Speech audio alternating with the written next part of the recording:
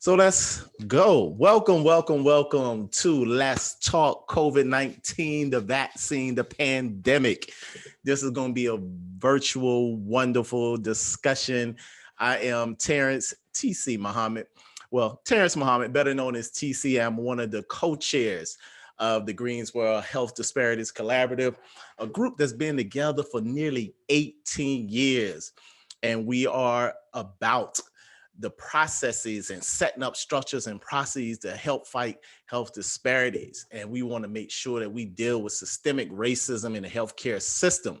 So we're a group of community, academia, medical, and just people that's coming together from all kinds of backgrounds to really delve into these conversations, these real conversations, these nuts and bolts about health disparities and what is going on in our community. So, tonight, as you can see, I'm so happy to be here. We got some great panelists tonight. We're just going to enjoy this conversation. And like I said, let's talk. This is not, we're going to have some formal dialogue. We're going to give you some good information, but let's talk about what's going on. Let's talk about COVID-19. We're approaching a year since we got shut down from COVID-19. Some people had to go shelter in place, and we have seen a lot of things going on. So this is a conversation that we need to have. We're now in the midst of the talk and the conversations across the country about vaccinations, and the pandemic is still here. But we at the Greensboro Health Disparities Collaborative, we want to make sure that we have these important conversations, and our outreach committee wanted to make sure that we outreach to you all and in social media and the internet world, so you can see and join this conversation. You can join us and learn about us at greensborohealth.org, greensborohealth.org, and learn all about the amazing work of the Greensboro Health Disparities Collaborative. But right now, I say I'm the co-chair. I want to turn it back over, and just for a few words before we get started to this wonderful panel, I want to turn it back over to my co-chair of the collaborative, my friend, Carrie Thatcher. ATC, thank you. And thank you everybody for joining us both in the Zoom webinar and also on Facebook Live. I'm so happy to have you here with us and make space for the collaborative to connect with folks. As TC said, our mission, we're about changing structures that create health disparities.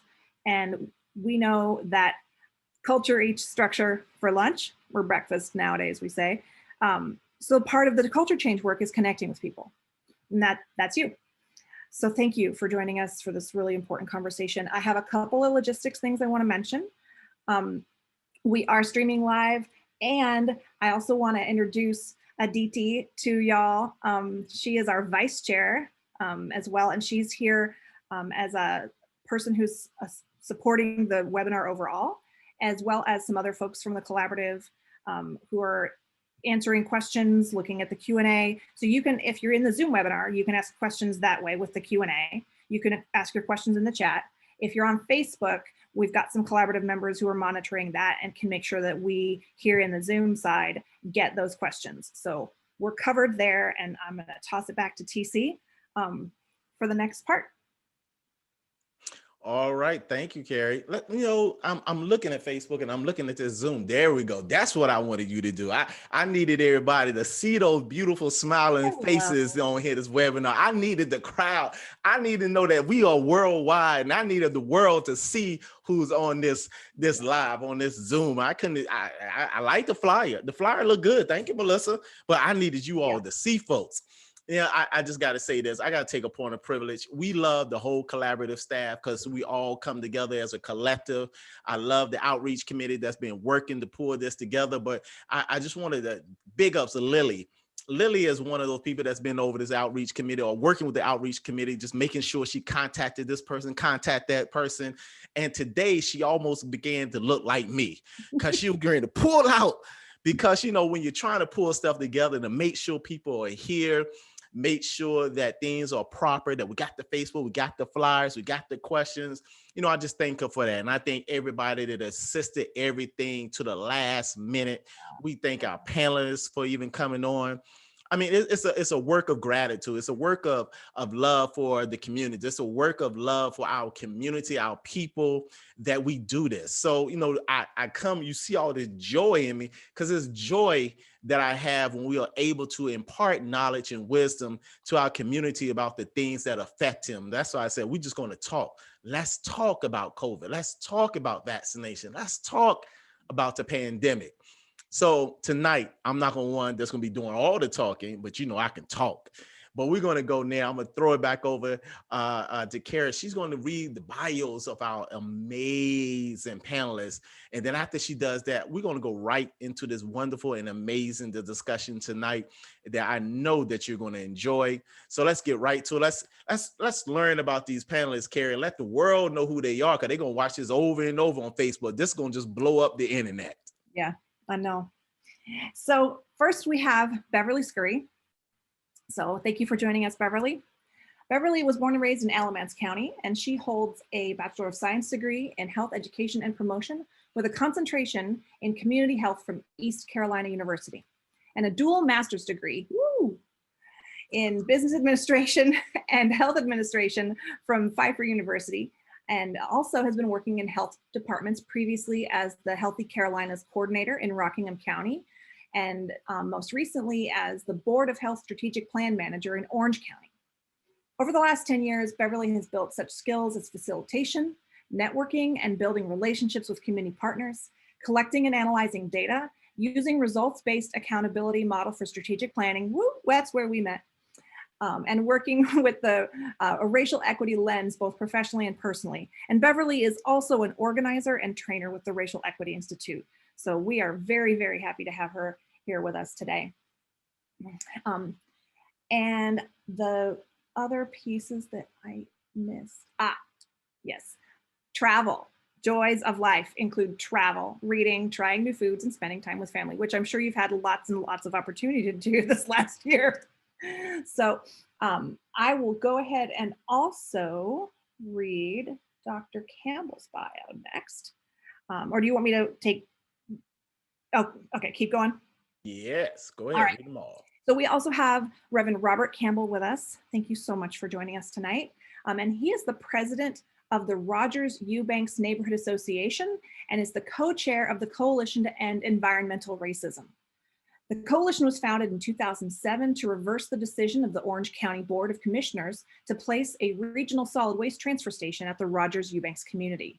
The coalition continues to rectify the injustices that affect the health and safety of residents in the neighborhoods of Orange County, North Carolina, and works to ensure that the Rogers Eubanks community residents and all North Carolinians have affordable access to safe drinking water, sanitary waste disposal, and safe communities. A native of Chapel Hill, North Carolina, Reverend Campbell is a member of the first graduating class of the Chapel Hill Carborough City School System after desegregation. Awesome. And he has been a tireless advocate for social justice and environmental safety in the North Carolina community for over 30 years. He is a recipient of the Florenza Moore Grant Community Environmental Justice Award in 2008, and the Martin Luther King Jr. Community Service Award in 2009, and the Polly Murray Human Relations Award in 2010, and the 2008-2009 Community Service Award from Faith Tabernacle Oasis of Love International Ministry, by which he was ordained a minister in 1989. Thank you, sir. And Dr. Echeverria is joining us as well. And a little bit about her. Dr. Sandra Echeverria is a tenured associate professor in the Department of Public Health Education at the University of North Carolina at Greensboro. She received her PhD from the Department of Epidemiology at Columbia University's Mailman School of Public Health.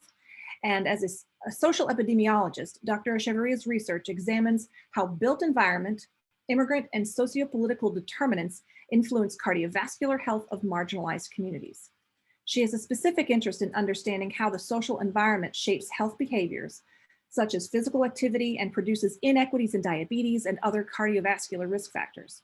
Her current research projects involve examining multi-level disparities in pre-diabetes risk, longitudinal changes in physical activity across race, ethnicity, and how broader contexts such as work settings and non-health policies shape cardiovascular health, particularly in immigrants. From the start of her career, Dr. Echeverria has worked with community partners in the implementation of programs that can mitigate social inequities in health. One of her current projects seeks to identify evidence-based models that can address social barriers to physical activity adoption for Latinx people living with diabetes. And in a study funded by the Robert Wood Johnson Foundation, she's working with fellow researchers and community partners to determine the presence of water and land toxins in a local neighborhood, the potential health effects resulting from these exposures, and what we can learn from a community-engaged approach to redress environmental injustice. Dr. Echeverria teaches undergraduate and graduate level epidemiology and methodological courses, and over the years has mentored numerous doctoral and Master of Public Health students, many of whom are first-generation scholars like herself. Thank you. Man, I love that. I love that. I love that because I'm ready to get into it now. Oh man, y'all done set me off. Man, I love all of that. I love all of that. And we're just getting to get into it. We're getting to get into it. We're gonna have a great conversation. And let me say this. One of the things about the collaborative, the Greensboro Health Disparities Collaborative, is that we always have, everybody that's a member has gone through this anti-racism training. And we've gone through this training to have an analysis of what racism really is. And from the systemic lens and really looking at this understanding. So when we're trying to make these system changes, in the system, we need to understand racism. So we thank the Racial Equity Institute, REI, for giving this analysis, giving this lens that we can look at as we're looking at institutions and how can we change institutions? How can we really go in on this? And so I want to go ahead and start. And because one of the things, and I want to start and I want to share this with you. One of the things about the collaborative is that we really just want to share the information. No matter where you are on either side of this conversation, we're just here to share some information. We're just having a wonderful conversation. And because I say that is because the first question in the first conversation I want to go, I want to go to my friend Beverly. She said, yo, I'm coming from, I don't know where I'm coming from. I'm in the virtual world, but I'm gonna come help y'all out. Cause we had Dr. Law, but Dr. Law, the Zoom world, where she was overbooked. She couldn't make it. And Beverly said, no, I'm a parachute out the sky. I'm gonna help y'all out. I'm gonna land into y'all town hall and give some information. So one of the things that we heard from the community and we know is true, because we have these conversations. And I want to start with Beverly to talk about, from your perspective, why is there so much mistrust in the healthcare system? Before we even get to COVID, I just want to talk about why are people so mistrusting of the healthcare system? Well, I'm going to go in a whole long spiel about some things in history. Your answer is, I have a PowerPoint for that. And I can still do that. I don't know if I should, but I think I can cover it maybe in this question. So it may be a little long, but stop me if I need to. I don't know how much time I have. But the first thing I think I want to say is that in terms of COVID-19, mistrust really isn't the only thing that applies to why people of color communities may be hesitant to receive the vaccine. I mean, there's access issues, interpretation issues, transportation issues. There's so many things why the uptake of the vaccine in people of color communities. And not just because there's this mistrust, but there is a long history of racism in public health and health in general. And we say there's been a lot of advances in public health, right? During the 19th and 20th centuries, we saw better sanitation and safer workplaces and better control of infectious diseases, declines in like heart attack and stroke, safer foods, healthier moms and babies, fluoridation of the drinking water, all of these things, preventive vaccines came along and cancer prevention, all the great stuff. And we really have held all of these things really dear to our communities, right? Our health, our workplaces, and we've celebrated these things because overall, they've made us better, and we're looking their lives. But we say, like, at what cost, right? And I'm not saying that any of the advances that we have seen in public health are bad in any way. I'm saying at what and at who or whose expense did these advances come? And there has to be, I think, a recognition of the duality that exists between some of the major public health advances that we've had at the cost of Black, Indigenous, people of color communities. And I can go on and talk about some of those things in gynecology. Well, yeah, I was going to ask, could you share a little bit about that? Because there may be folks who are tuned in to this town hall with the Greensboro Health Disparities Collaborative that, you know, don't know that there were costs to these advances. Yes, definitely.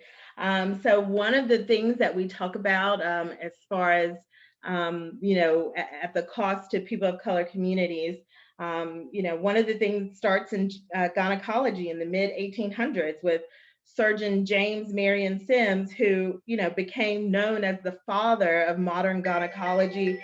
And there were monuments erected in his behalf and in different places in different states across the country. But he was credited for inventing the vaginal speculum, and it was a tool used for dilation and examination during a surgical technique. And so what was not known for that. Say what? I said I always knew there was a man to blame for that. Yeah, right. But what wasn't known is that, you know, Sims created his techniques by operating on enslaved Black women without using anesthesia in a makeshift hospital behind his house. And during those times, enslaved women didn't have to consent, just their owners who really had, you know, a financial interest in their recovery.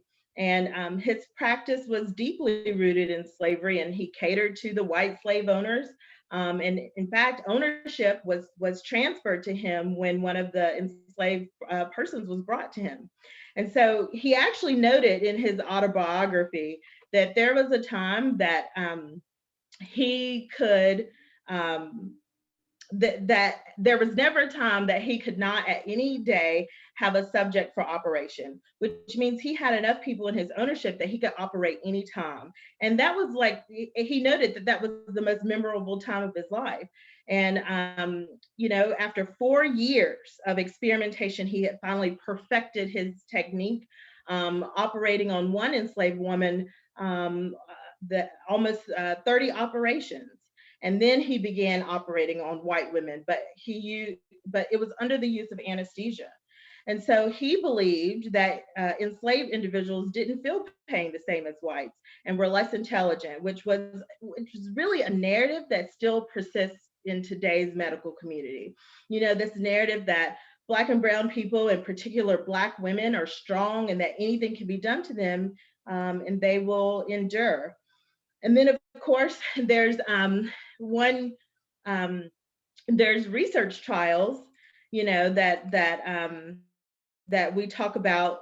I think the Tuskegee study for untreated syphilis is probably one main reason that people talk about why there's mistrust of the COVID vaccine. You know, but that wasn't the only study. But of course, that study had, you know, 300 and something men with syphilis and men with, and the participants were told they were getting free medical care from the federal government, that they were being treated for bad blood, and that in exchange, you know, the men were receiving free medical exams, free meals, burial insurance. But in truth, they really weren't, you know, receiving the proper treatment needed to actually cure their illness. They were actually unaware that they had syphilis, which ensured that the government doctors could study the disease and the effects it had on the participants. And even when penicillin became the drug of choice for syphilis in 1947, researchers still didn't even offer it to the subjects. And the men were never given the choice of quitting the study, even when the treatment became widely known. And then, you know, some people think, okay, well, that was so long ago, 1932. For 40 years, this study actually went on. But there are people today that are still receiving benefits from that study, from a class action lawsuit that was filed on behalf of the participants and their families. And so, some of that still rings very true in people's minds, that mistrust. And then, of course, people want to say, well, that was so long ago. Well, in the 1990s, there was a researcher at this prestigious US university that recruited African-American boys into a study that wanted to hypothesize a genetic etiology for aggressive behavior. And so they used monetary incentives. Can I get you to explain, what does genetic etiology mean? They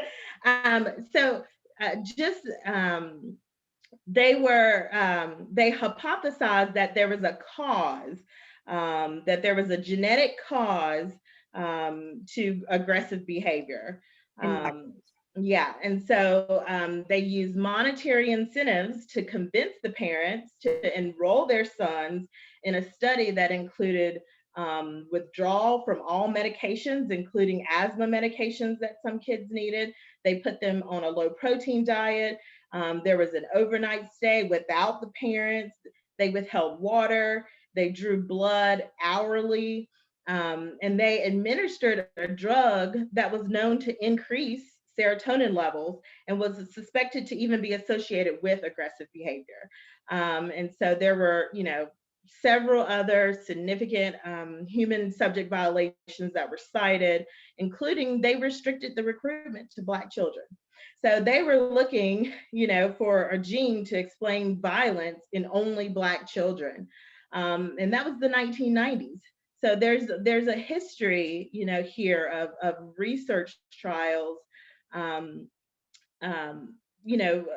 part of that mistrust that people of color may have of the medical institutions.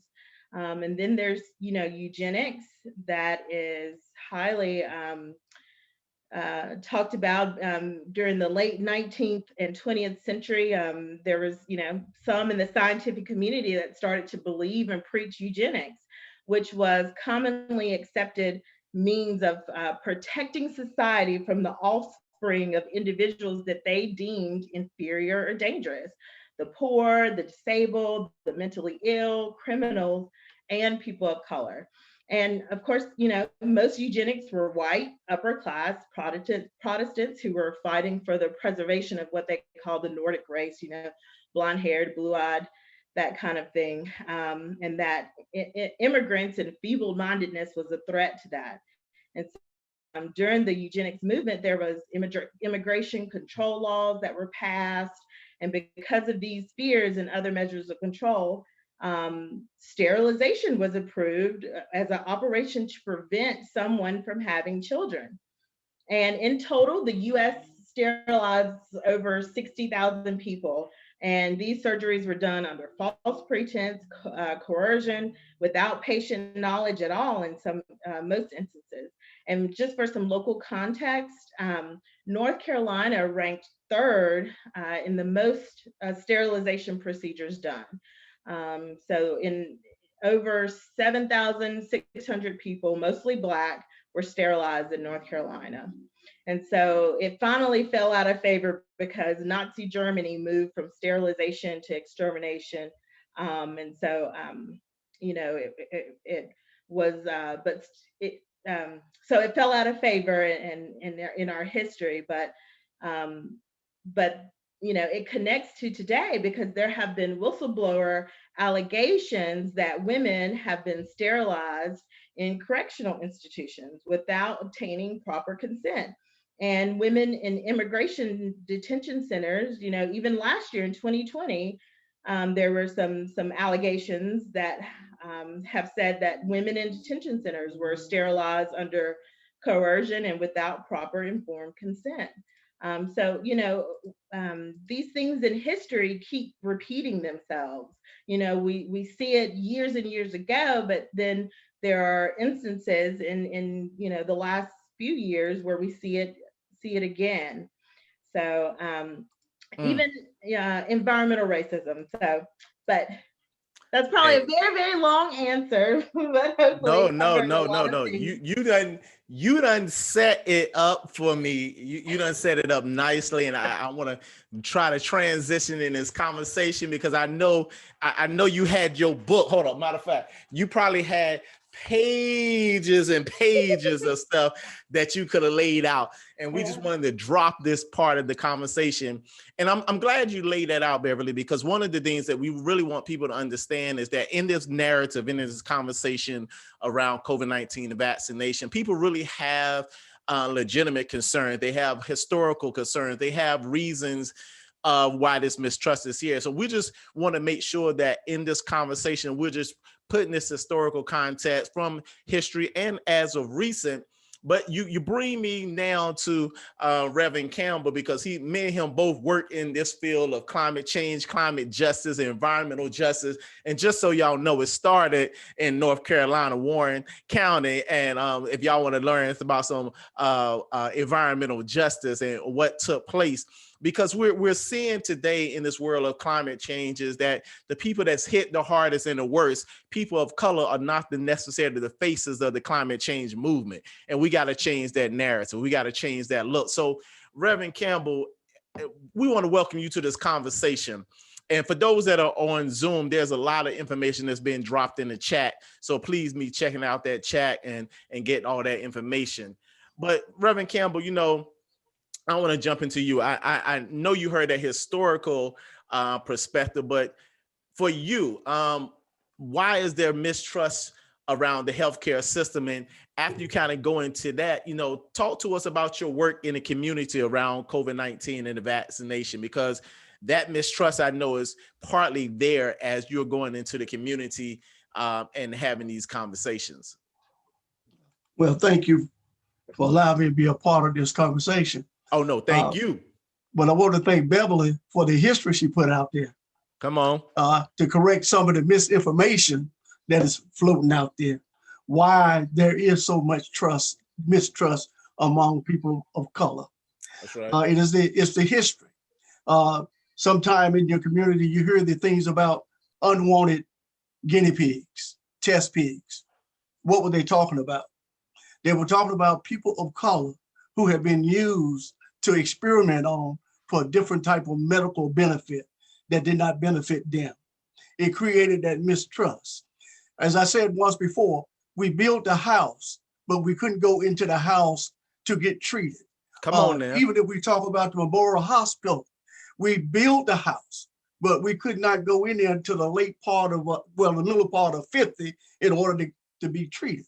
That's right. And so one of the things that help fuel mistrust is that the infrastructure and the basic amenities that were left out of community of color, transportation, knowing that if you lived in Orange County, especially around Chapel Hill, if you wanted to go to the doctor at 6 o'clock in the morning, the bus that you had to ride on, you had to go downtown Chapel Hill, catch a bus to go to Durham to be treated.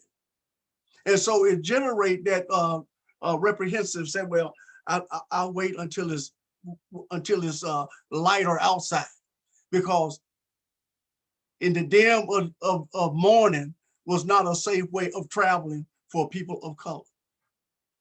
One of the things that is not talked about that also added fuel to mistrust was the genociding of Native Americans, where they took all the children and put them in a compound to examine them, to treat them, but they wasn't treating them for the benefit of themselves. And so that is one of the things that, and when this happened, forced separation from their parents. What's happening at our border is nothing new. And it caused mistrust with authority. Because if you go for them and nobody speak out, who you don't come next? Hey. And so we have to be focused on the mistrust that is out there, and how do we change that? Wordings have a lot of power about it, especially if you are not getting the proper information about what is available for you. We talk about transportation. We talk about the basic amenities and the facilities. Now, in our communities, there were no facilities for us to go to, especially if it was in the late evening, early morning. And so we had to depend on house call. And then the doctor that would come, he came when it was safer for him to travel. And 9 times out of 10, it didn't look like who he was treating. And so it was that type of mistrust. Even when it was time to have your prescription refilled, you have to go to the other side of town. You couldn't get your prescription refilled in your community, but you had to go to one of the most hated places, and that was Colonial Drugstore. And we know that's where the Chapel Hill 9 started there's pushback on segregation. And so this man that that hate you because of the color of your skin had to prepare your prescription. Well, some of the prescription helped some people, and some people appear to get sicker. And so it created that, I don't think I want to go there. I think I'll just try one of these home remedies rather than putting my life in that person's hand. And so there is a lot of things out there that cause this mistrust. But what we have to do as a community is about collaboration. It's about networking. It's about partnership. I might not have all the resources, but I may find a partner that have some of the resources, who know another partner that can give me the other resources. So when COVID came about, one of the things that we began to put our effort behind, where we were running a community center that was an after-school program and a summer enrichment camp. But our demand became more on our food pantry than the after-school program, because the school shut down, so we couldn't do that. And so one of the things that we had already began was that we had started our pantry in 2010. And we were focusing on making sure that there was plenty of items for parents and their children, along with a community garden to make sure that there was fresh vegetables to go along with those canned goods and those dry goods, if we are talking about nutritious meals. And so as we began to focus on the requests from us, where we had gone from 85 to 100 clients a month, it jumped up to 350. And so with our partners, we was able to meet those needs. And in that process, we learned that there were other resources out there that we have been looking at. This was the time now to reach out and make partnership with those organizations. And so we began to go beyond the 350 cars that was coming by that were representing over 750 households.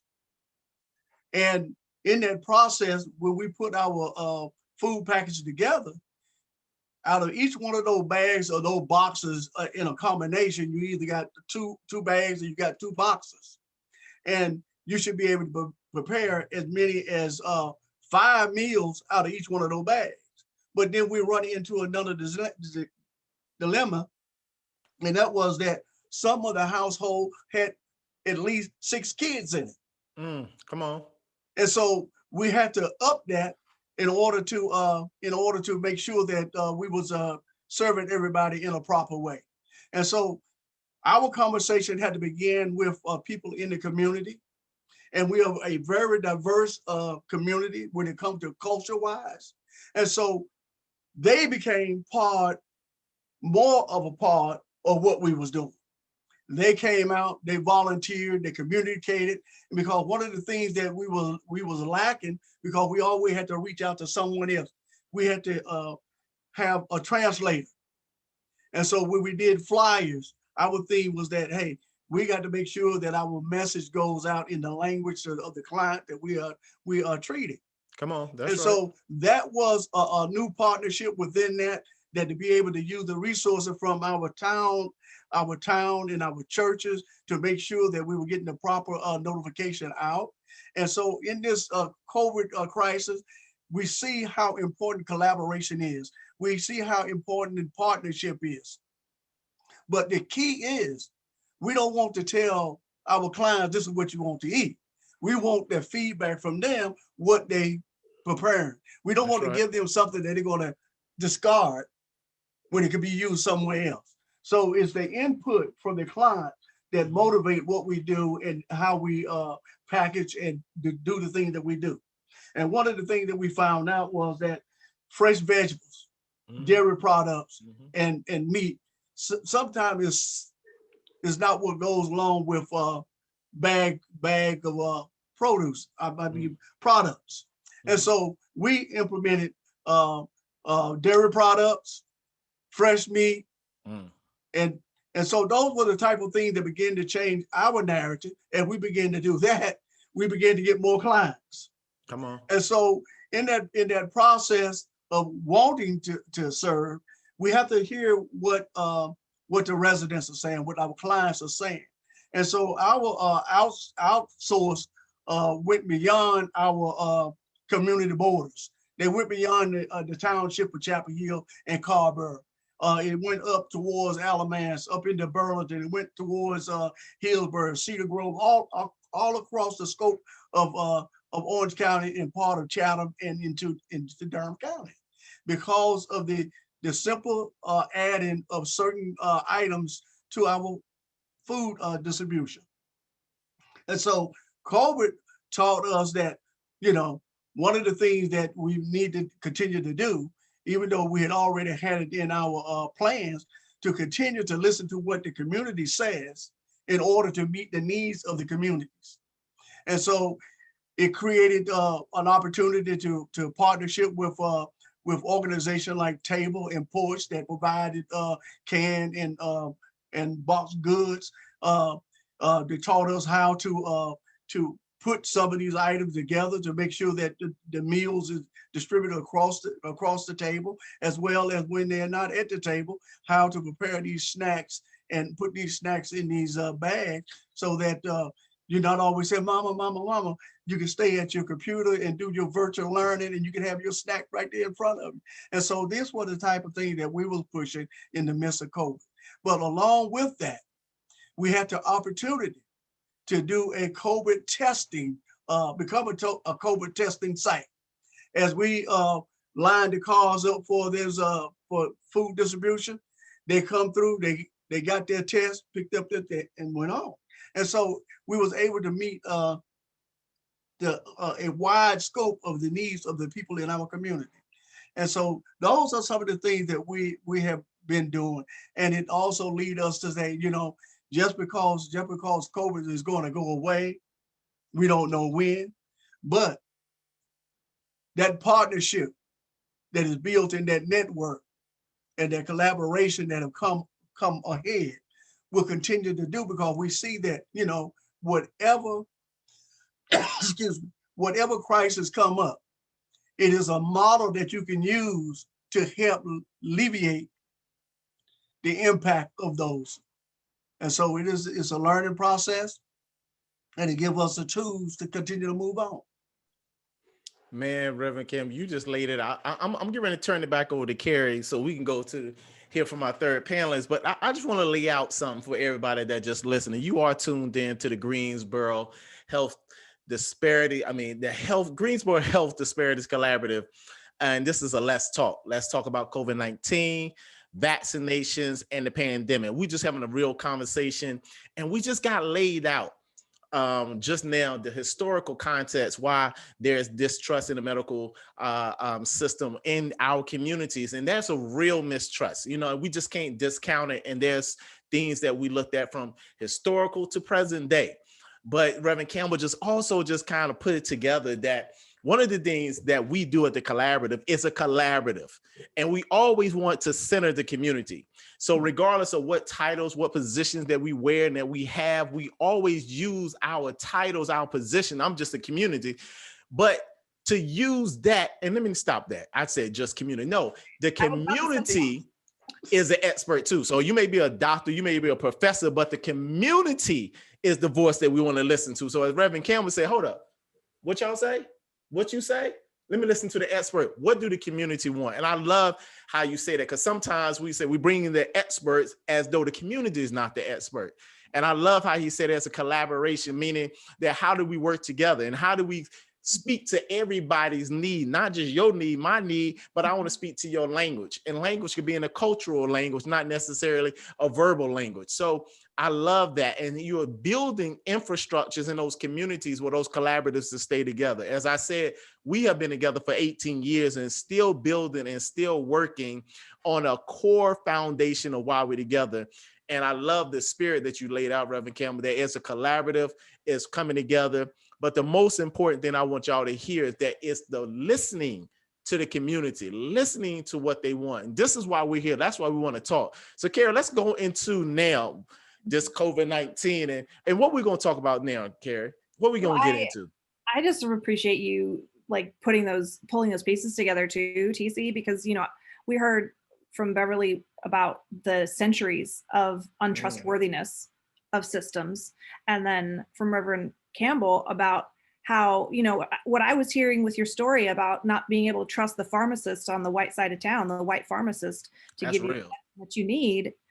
And then coming back to the community that you're from and relying on one another for home remedies and other resources, that through line of not being able to trust those who are in power and who control resources and access to what people need. And so coming back and being mutual support and mutual aid and connecting with one another to build infrastructures that actually do get needs met. And then that's a relationship network that you can draw on when things like COVID come up.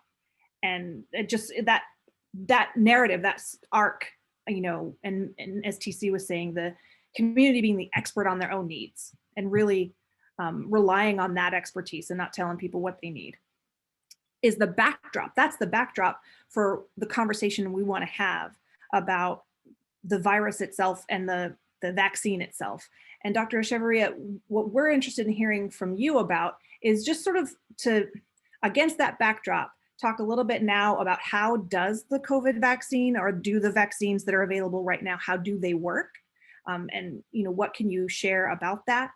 And then, you know, along with that, some of the concerns that people might have, if you want to speak to those things. Sure, glad to do so. I have a few slides if you don't mind, because I think some of our conversation too, it's important to have some of those facts, right? And some of the data behind what we are facing right now. Absolutely, you can share your screen. It's set up for that. So, can you see my screen? Let me see. Yes. Okay. So let me begin with that question about how the vaccines work, right?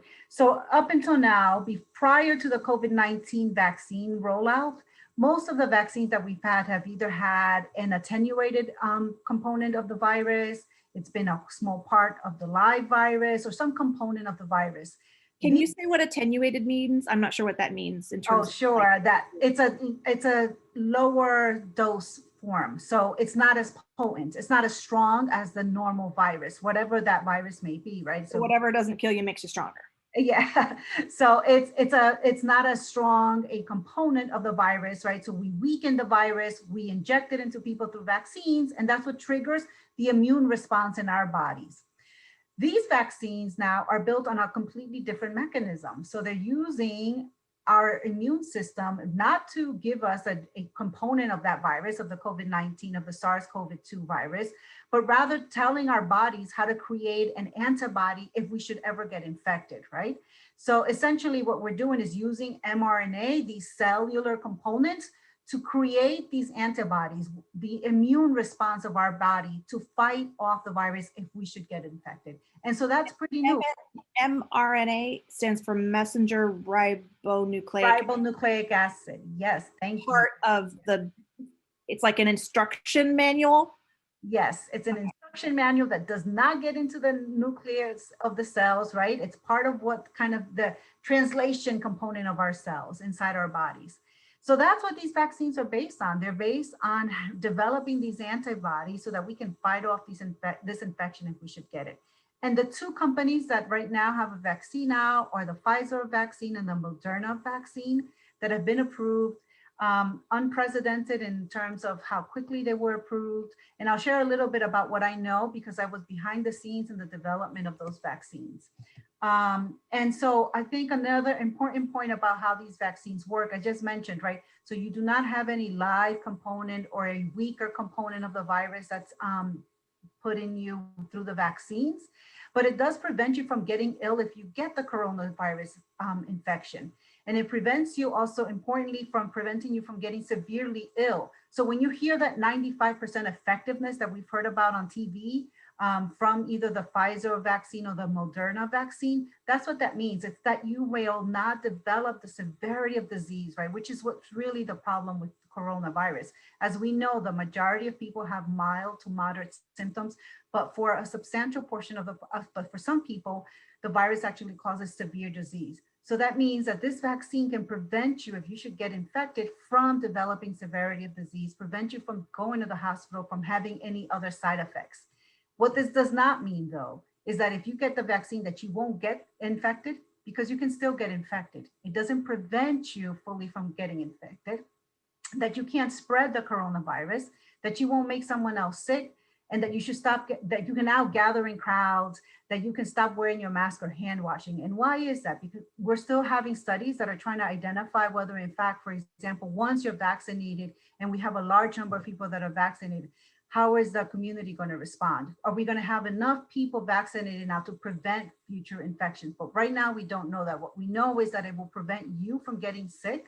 And because we know that, then we don't know whether that prevents you from transferring it.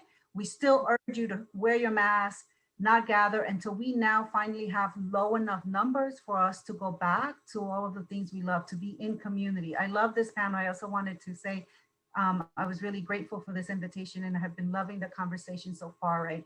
Because I think what we all want to do is get back in community to do the work that we all believe in and want to do. I want to skip over some slides. I'll happy to. I want to just double back though. Sorry. Yes, sure. So what you're saying is that I can't go to a party as soon as I get vaccinated. Yes, exactly. We don't have enough data now to tell us that once you're vaccinated, because what does that mean?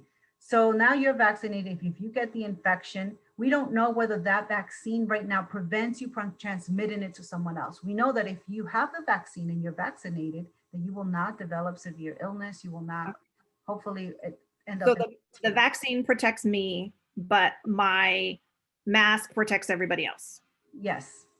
Okay. Exactly. So important for us. We don't really know how much it protects against being someone who carries it to somebody. Yes, there's one trial right now that's taking place. The data looks promising that maybe the vaccine also prevents us from transmitting virus if we should get infected. But that data is still not out. The results from that study are still not out. Again, as a cautionary measure, we are still encouraging everyone to continue wearing masks and to limit gathering in crowds. Okay. Thank you. Carrie. So I'm going to skip to some slides because I really loved what Reverend Campbell said, and I want to get to that point. I want to just give a little bit of a shout out to my colleague, Dr. Sharon Morrison, who's in my department. We were both asked to participate, and in this panel, there's the COVID-19 Prevention Network, where we reviewed all of the protocols, hundreds of pages on the vaccine development, met with the companies that were developing these vaccines and gave them input on what we thought was important to disclose for the volunteers that participated in the vaccine trial. There were thousands of people that participated in these trials to allow us to get to this point of knowing that they were effective, right?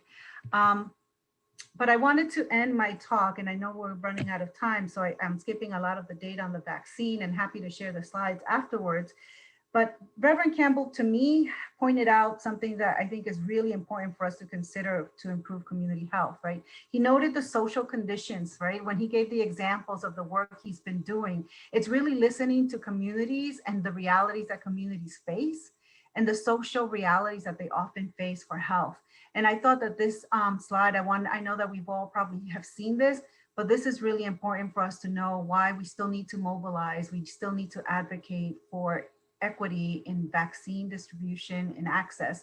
As you probably know, cases, hospitalizations, and deaths have been born significantly greater among Black and Latinx people than other groups, especially relative to whites.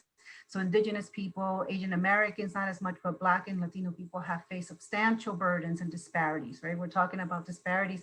Here we have deaths about threefold for Latinx and Black individuals, hospitalizations almost fourfold, 4 times greater than non-Latino whites. And the numbers for Indigenous folks looks very similar to the Black. Yes. So yeah. Yes, so similar to Indigenous people, yes, so Native American people. And some of that data I have to say, because I've been on the panels for the COVID-19 Prevention Network, we think that that might be actually higher. There are a lot of data gaps with Native communities, Native American communities on the data that is being collected and that is being disclosed too.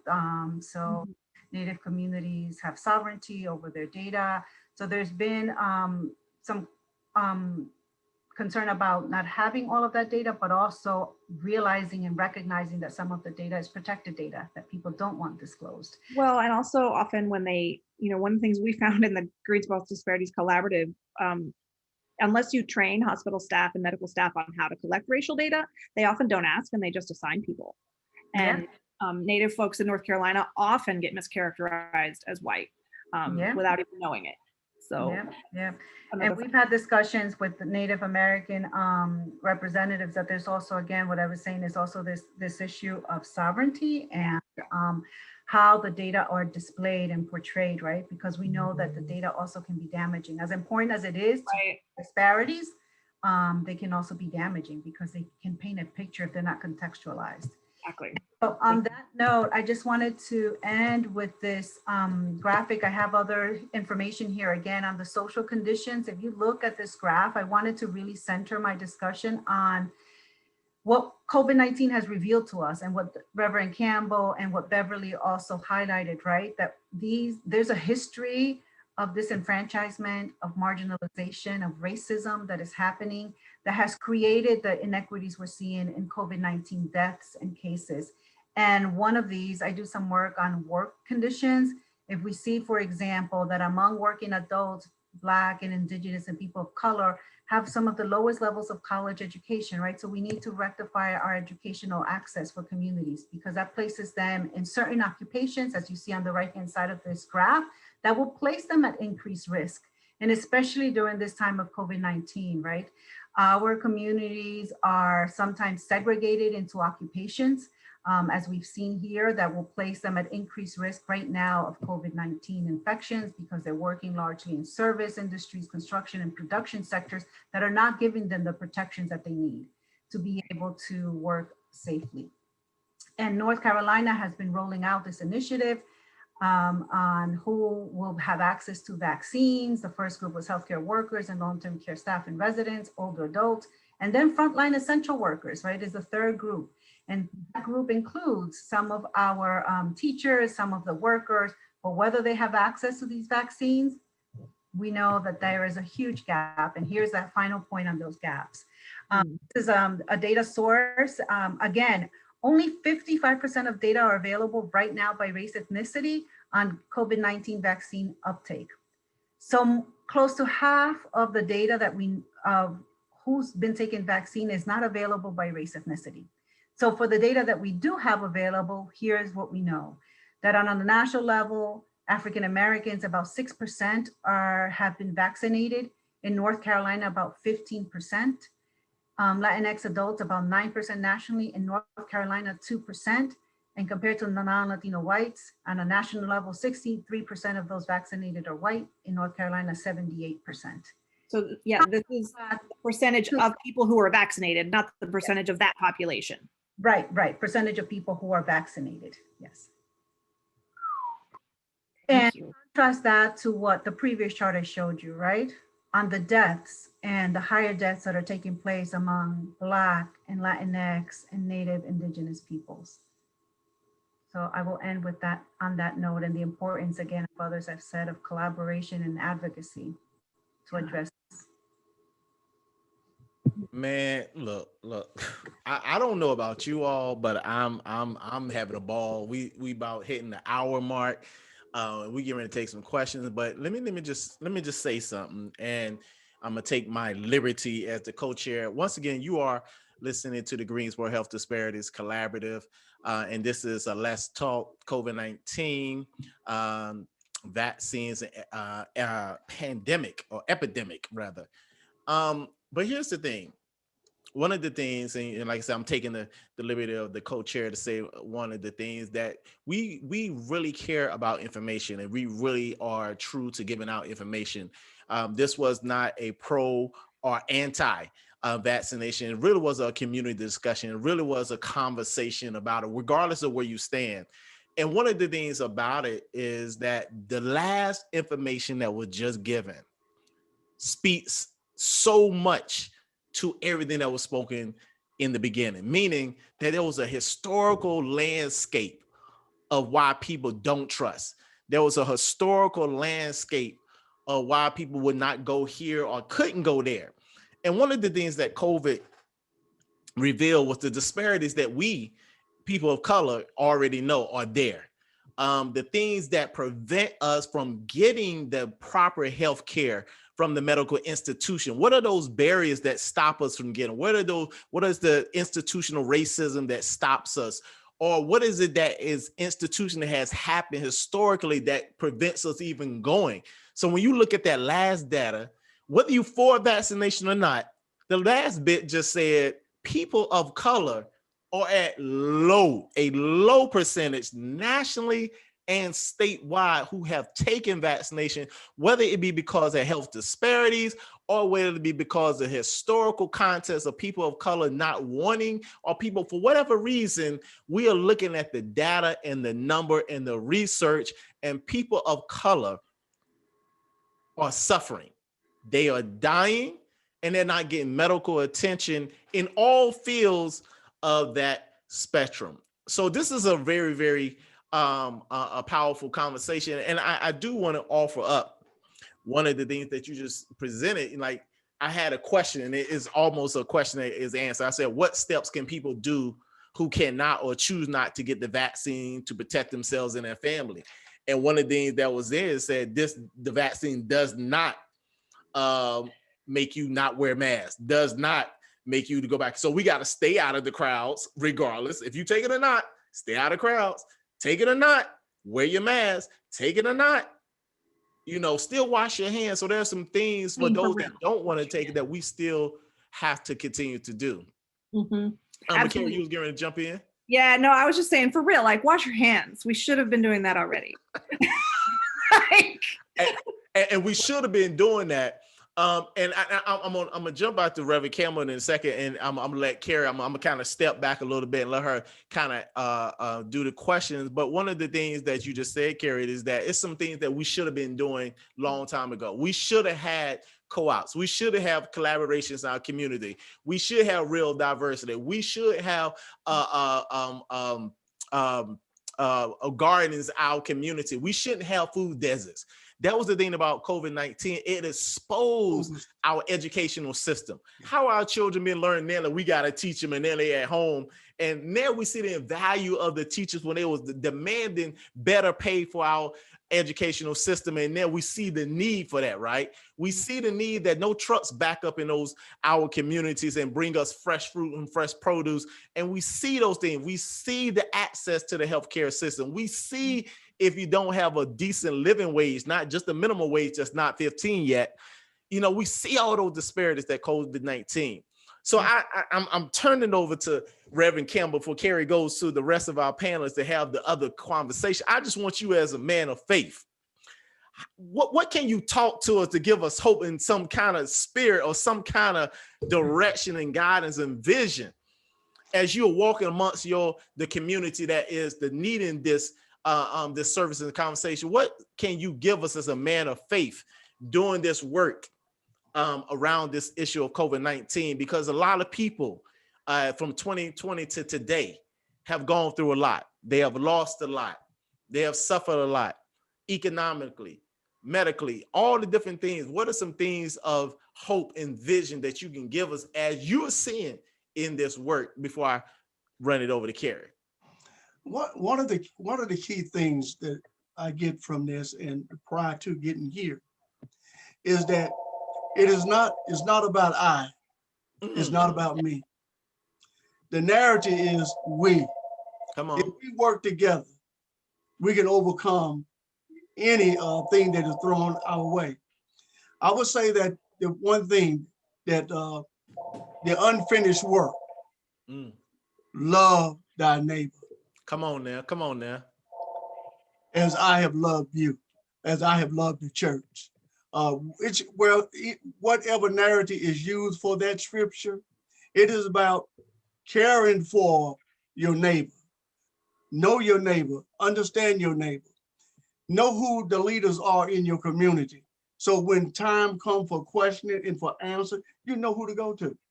But the thing that we do as we do our work here in the Rogers Eubanks neighborhood, we walk our community, we talk to our resident, we invite them to be a part of what we do. It is about us and we as a people trying to make sure that we walk a straight and narrow line, being able to show love and also to generate and draw people in, because we know that we cannot make it by ourselves. And it's about that collaborative, that building of that network that causes us to come together.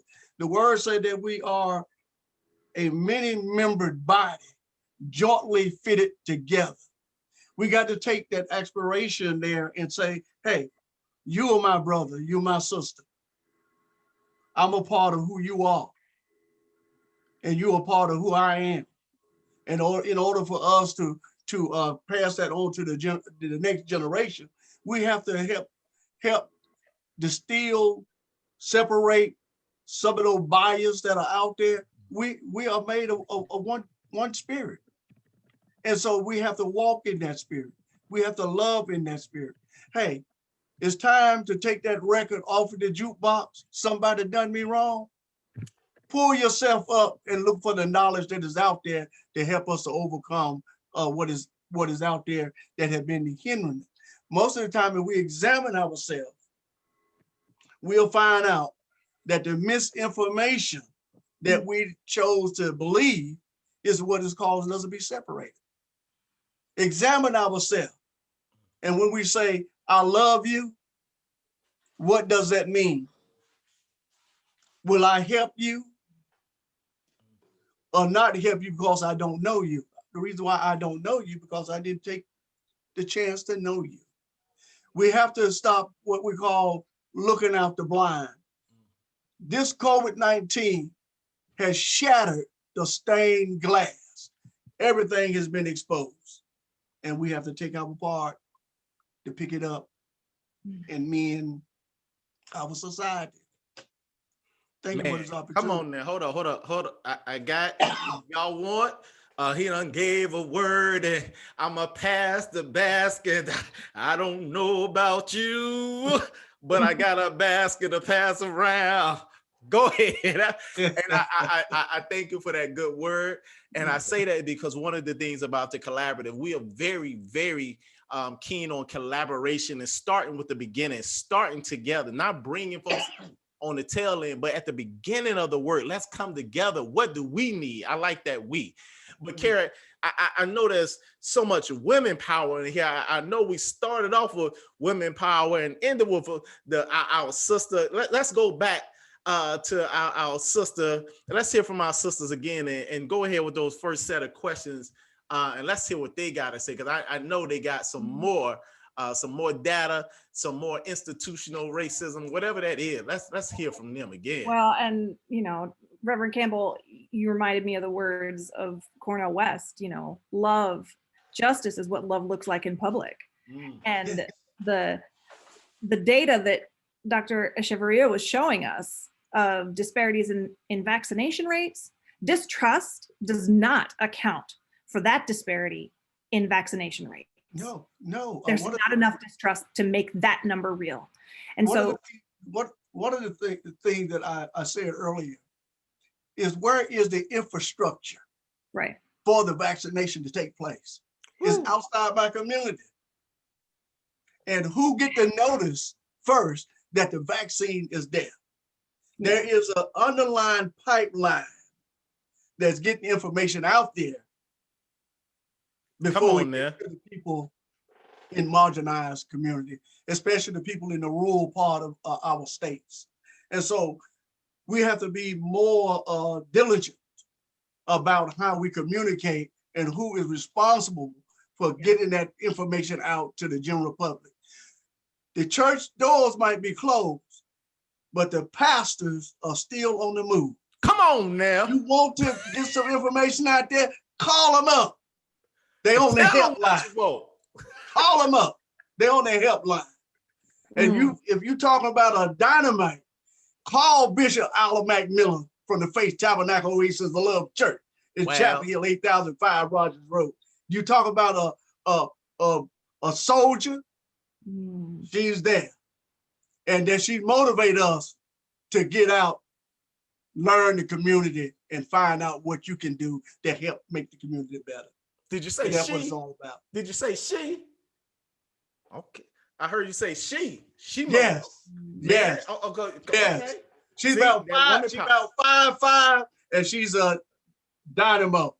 Come on there. I like how you said that. She spreading the word. She out in the community. Come on, Yeah. what we got? Yeah. Beverly. You already answered one of our questions with one thing, but the question that was put in was, what can local government entities do to support an equitable approach to vaccine rollout? So getting in, actually being in touch with people who are connected to the community and disseminating information that way is one thing, but what are the other suggestions that local governments really ought to be taking up? Well, one of the things that I began to see more of, that they began to understand that transportation had been a key. So the city's transportation department have been released to help do that without a charge. And so those are the type of things that are taking place, as well as having a conversation with local churches who have buses and have vans to help with this. And so it is about, again, looking at the resources that are in these marginalized community and accept that help that they're offering. Because see, the bus might go by my door, but it's not going to take me where I need to go. So I might need to call out one of the churches and say, look, I need to go to Highway 54 and get this vaccination, and can you get me there? Yeah. And I'll even add, as far as local government, the public health departments, at least, in my experience in Orange County, we've been trying to place vaccine pop-up sites or pod sites in people of color communities. And we have what they call equity doses that are set aside specifically for those locations. So we've been in our rural areas in Cedar Grove and Hargrave Center and Efland. And so those happen every week. Unless, weather pending, the snow prevented our last dose from coming in. But But that's been really a big part of us reaching out into people of color communities. And not only are we, creating those pop-up sites, but we're doing it with the help of folks in our community. So, all of our community center folks, folks in our Latinx community that are in different organizations, our school folks, different programs, different people in the community. We're really assisting them and helping us register their folks in those communities, because they know who is there. They know who, has interested, they know who want to sign up. We're providing whatever resources we can. And when you get a call to say, okay, I can sign you up by someone you know and trust, you're more willing. And, we keep saying that we're not, forcing anybody or, making any kind of threatening messaging to say, like, if you don't get the vaccine, then this. We're saying, no, here is all of the information, just like we're doing on this town hall. And we try to give all the information we can for folks to make informed a decision about whether they want to get the vaccine or not. So that's one thing that I think all, that local government can really play a part in being as transparent as possible about, what is the vaccine availability, what groups and who is in these groups, and like all of that kind of thing, as well as just being in community. We also offer transportation, so that's not a barrier as well. If we call anybody to register and they need a ride, we're working that out. So I have a question, Beverly. Are you all at the county level tracking the vaccination rates by race? Yes, that is complicated by a lot of factors, where the data is put into different places. And so I believe we have either gone live with that information or will be this week or very soon. But it's only as far as what our department is doing, not for our whole county. So there are several people who are vaccinating in our county, and we just don't have access to all of that information. Now, I think the state has county level information that they're putting out, but as far as us and what's on our website, it's just who we are vaccinating. Right. Well, that's one other thing. I know you got something. Yeah, you already went off of mute. Come on, guy. I know you. One other thing that have come. I know you trying to preach the third out of the ground. Doc in here is that there is two types of political groups. You have the municipalities, but the most rooted to get information out is that the community politicians. They are the ones that is on the ground. They are the ones that know what the needs are. And now that these two are coming together, merging, and at the table, having that discussion, I can say one thing from our involvement, that the town of Chapel Hill, the town of Carrboro, and Orange County have been very detrimental to us in the work that we are doing, because they are hearing us. We are sending them information to put on their newsletter to get it out to the general public. They have the expertise to make sure that that information is translated into the ethnicity, the culture of what the community look like. And we often refer to our community as a small melting pot of culture, because that's how diverse it is. So we need to make sure that we are communicating. If you want a person to feel like they are part of the movement, they got to be part of the conversation. They have to understand what is being said and invite them to the table. That's the only way we can continue to move forward.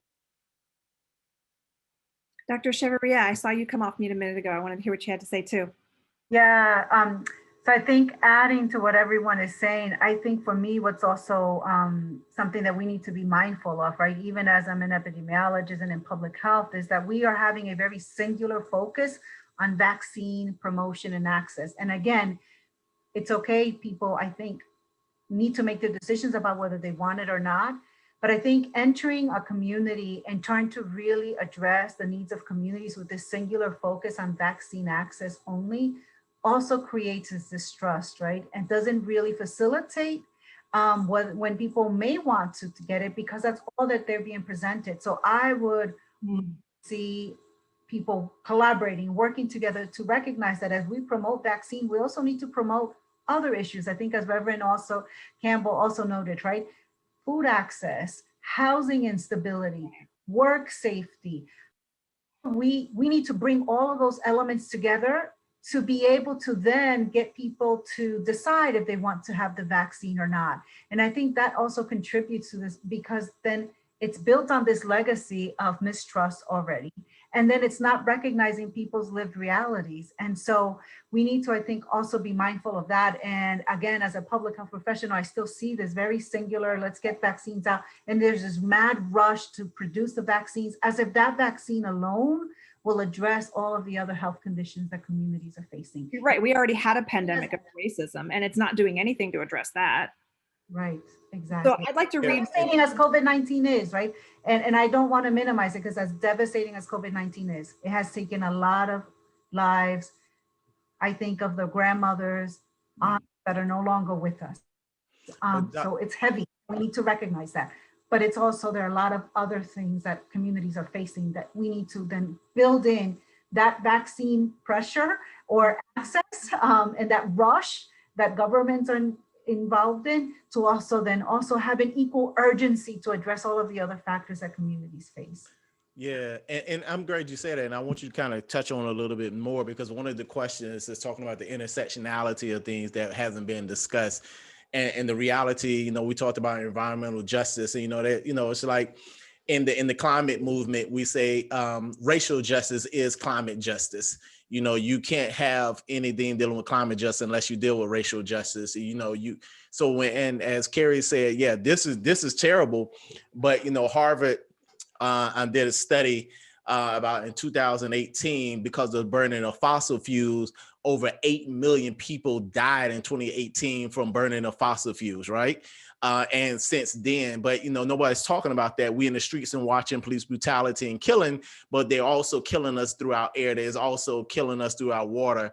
Bahia pipeline in Memphis is going to possibly be the next Flint, because of that oil water goes into it. So there's killing going around. So I just want to let the viewers know that we only have really a few more minutes in this webinar. This only scheduled for like an hour and 30 minutes. We can't cover everything, right? So we just want to have this conversation to give you a little historical context about why there's this narrative of why people of color don't want to listen to the healthcare practitioners or the system because of the historical context.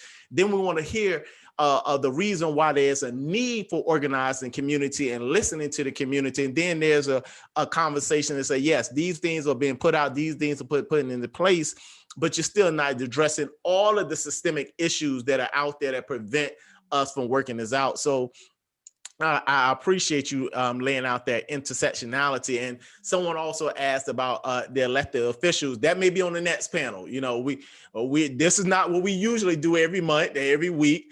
But we do know that the politics is necessary. But as someone said, local politics is national politics. So we do hold our local politicians as well as our federal politicians accountable to the people. And that's the reality, is that we're here to serve. So I want to ask anyone, I don't know if Carrie had something, because we had a whole bunch of questions.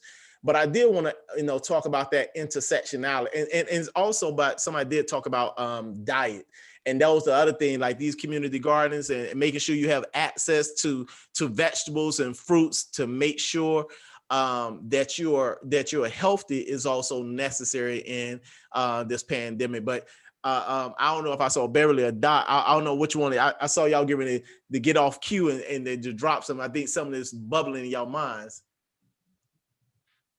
I didn't know if y'all want to add any more to that spot. Go ahead. Oh, yeah. I didn't know. Got quiet. Okay. Well, in the comment that came in around how we never really talk about the intersectionality of all of this, and building on what you were saying in response to that reminded me of an article that collaborative member Crystal Dixon shared recently about what is happening with the vaccine medical waste. You know, and Reverend Campbell, you know how about organizing around waste disposal in communities, and communities of color is where the landfills often get put. And this medical waste is going to be massive in scale, and it's dangerous. And, you know, who's watching to see where it's going to get dumped? That is the key, because we know that there had been times where when the landfill was closed, there was trucks coming in at different hours of the night. And so when it comes to medical waste, you have to identify where this medical waste is going to go and what kind of facility you're going to end up in, even to the point that we don't want to put it in the incinerator because of what may come out of the smokestacks and get into the airway. Right. And we want to make sure that it is not going just to marginalize community waste facilities. We got to find a way that we can make sure that we do it in a way that no one get exposed to what is left. I mean, you know, if that is one of the questions of where did that go? And so we have to identify that even before they start stockpiling. It is just like at one time when all the recycling was being dumped on the ground. Then the molecule that was coming out of those containers and things was getting into the groundwater. And so how do we make sure that this doesn't happen? You just can't put it on a cement slab, because if you don't have it enclosed, the rainwater is going to wash it down into the aquifer. And so those are the type of things we have to look for. I mean, you know, we know what happened with Warren County. We know where the PCB went. And so it was still a health threat to the farmers around there. A lot of people don't realize there was a lot of land lost just because of where that landfill was. Exactly. That's right. And it was close to a water source. So, you know, it's those type of things that we had to be mindful where we put it and how we dispose of it. So we have a couple of questions. I don't know if we're gonna be able to get to everything before we're not, but Doc, can you explain what you just put in the chat? We may not. Okay. Because there's people watching on Facebook. Okay, sure. So I just think, you know, this is a time with local governments, the federal and state governments and local governments pushing for vaccine access. How about making the vaccine access and distribution, right, localized, giving communities jobs around that vaccine distribution? And in doing so, you build that infrastructure. I wanted to circle back to another point that Reverend Campbell brought up is the long-term vision beyond COVID-19 reality right now is building that local infrastructure. So giving people jobs around vaccine access and distribution, everything from the management, distribution to monitoring, and then using that as a leverage for future work, right? Because we know another pandemic will roll around, and helping then to build local communities infrastructure around jobs, education, and everything else that's necessary to be able to roll out these vaccines.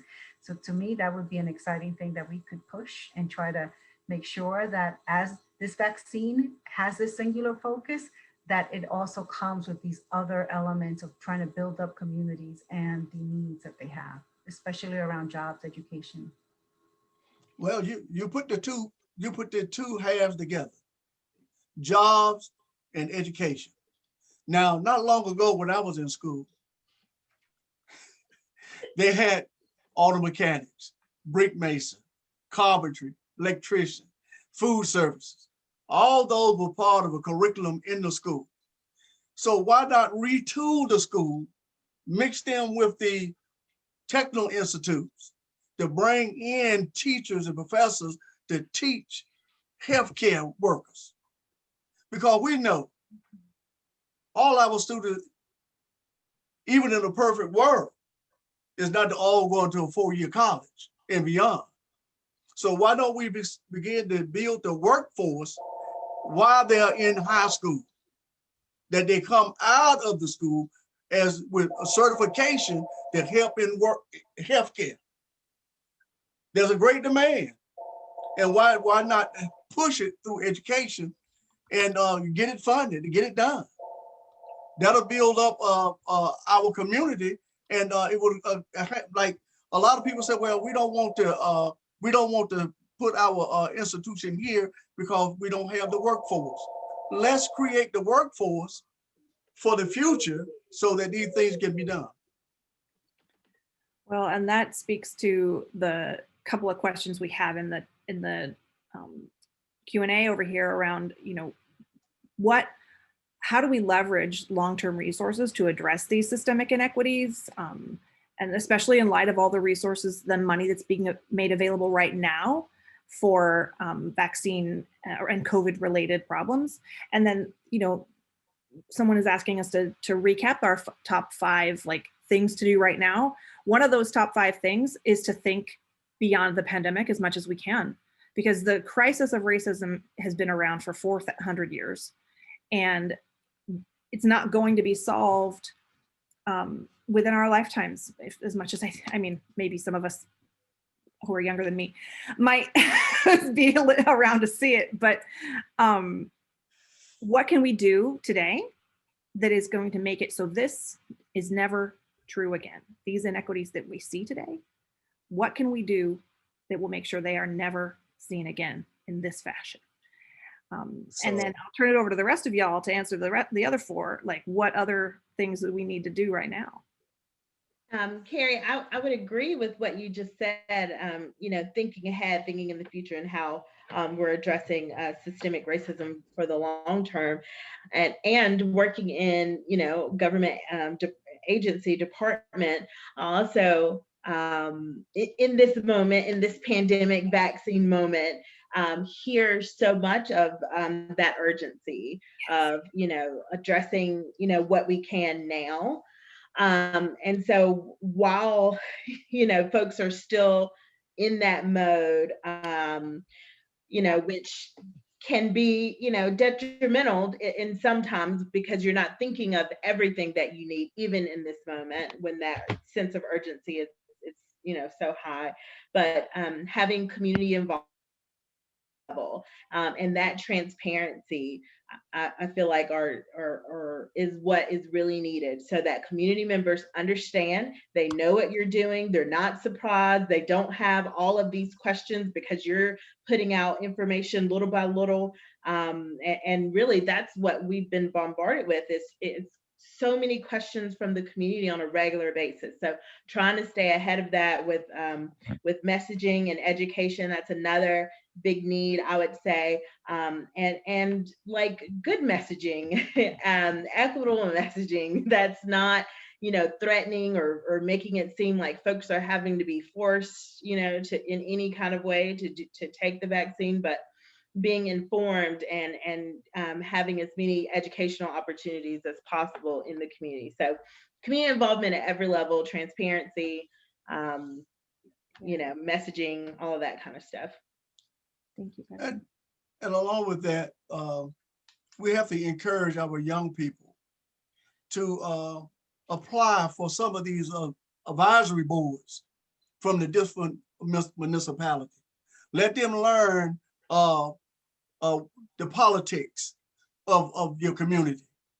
Get on these advisory board and become action cadets, and so you can know how government functions and how to relay that back into the community.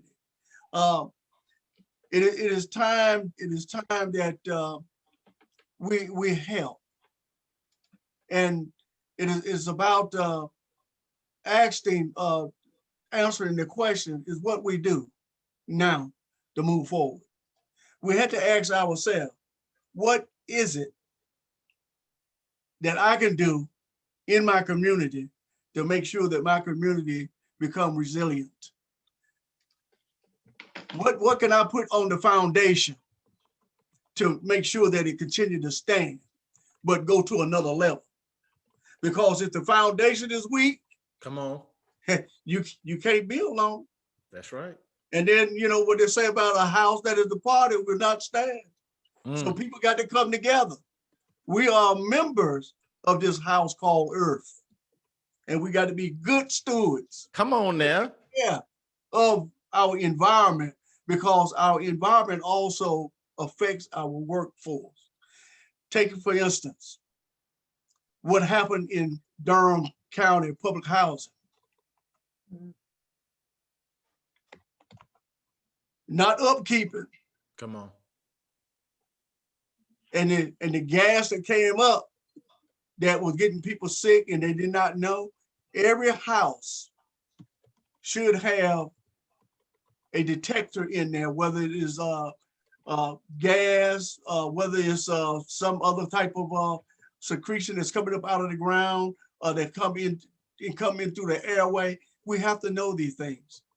So, you know, it's just like, especially around landfill, that the gas that is coming out of our landfill is seeking into the air. That's right. And so we have to be mindful. We're talking about disposing of medical supply. We want to make sure that nobody's opening up any closed landfill and backing up and dumping this in there. We just have to be mindful. We have to be watchers. We got to stand on that invisible wall to make sure that what's coming into our community is safe for us, and what is going out of our community is what we suggest need to be done. And so, you know, it's there's a lot of questions out there. There's a lot of answers that is floating around. And so this is one of the tools that we talks about. This exposed the problem tree. We're looking at the limbs, we're looking at all the issues, but we're also looking at the root cause. We're down below the surface. We're looking at the water, the toxin that is keep pushing this these epidemics. This pandemic is not the only one, as we were saying. The racism is one, but then people don't look at food insecurity as being a pandemic. If the children go to bed hungry at night, don't get to school to get that breakfast in the morning, they don't have the energy to keep that brain going the way it should go. And so it feeds into another. That's where it intersects the needs and the support, and how do we put it all together to make it work.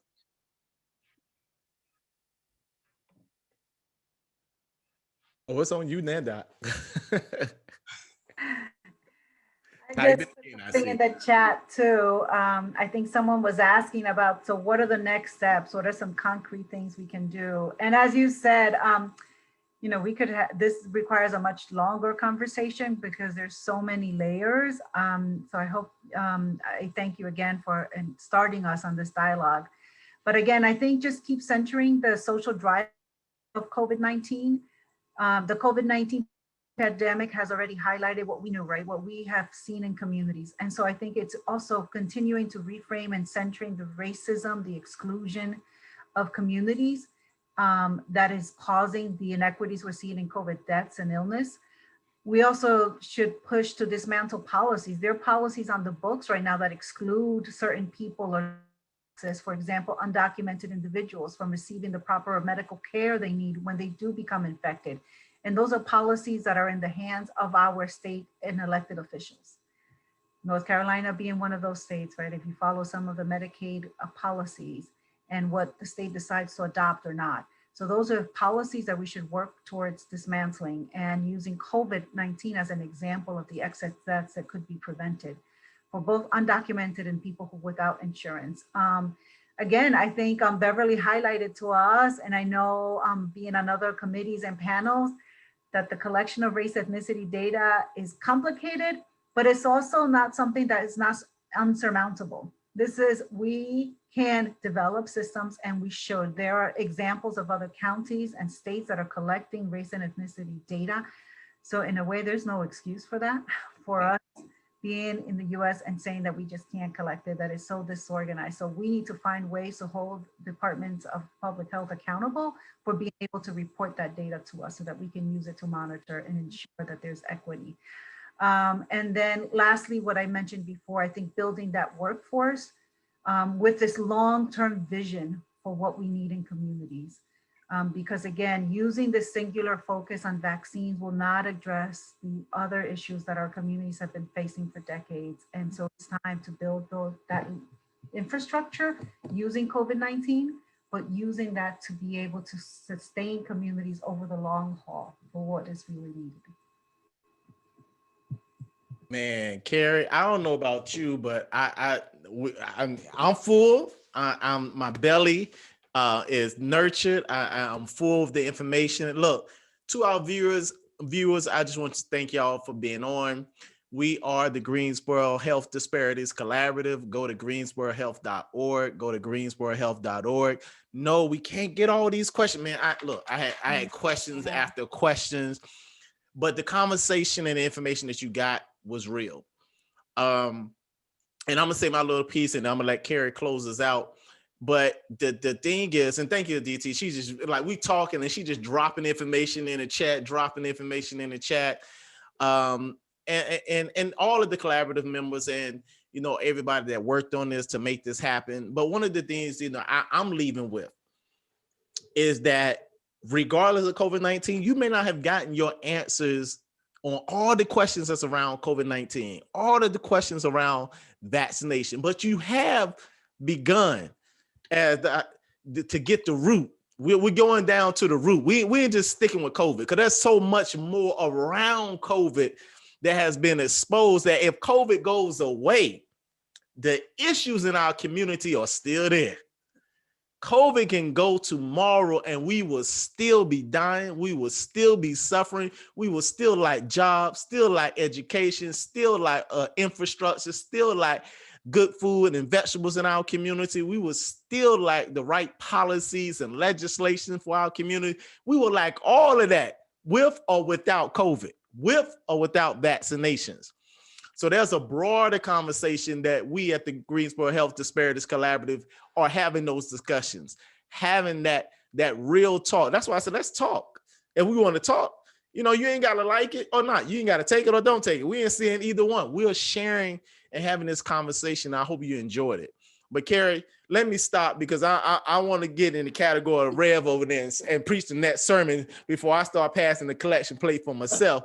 Tell us what we need to know before we go ahead and close this out. Before I do that, I want to see what Beverly has to say, if there's any last commentary that you might have too. Well, I just would add, I think communities have to recognize their, I think they do. But I think they have to uplift their voice in this vaccine response. Somebody talked about elected officials and what they should be doing, and which is a lot, but communities influence that heavily. And so I would just, urge local community groups, organize and hold our elected officials, our county offices accountable to responding to this pandemic, to building a future that's equitable after this pandemic, and to eliminate racism and be working on racism within their departments and communities. So I just would uplift the community voice and just the power that does exist. Well, that speaks right to the collaborative's mission of building the power of communities to identify and address racial health disparities, that building of power sufficient to challenge power and restore power to communities that have been had its power systematically extracted from them. The last couple of words of logistics for the night are that I know we didn't get to every question, and what we will do is we're going to send some of the questions that we weren't able to get answered to the panelists to see if we can get some of that information for y'all. We'll post it to the Facebook page when we get those answers.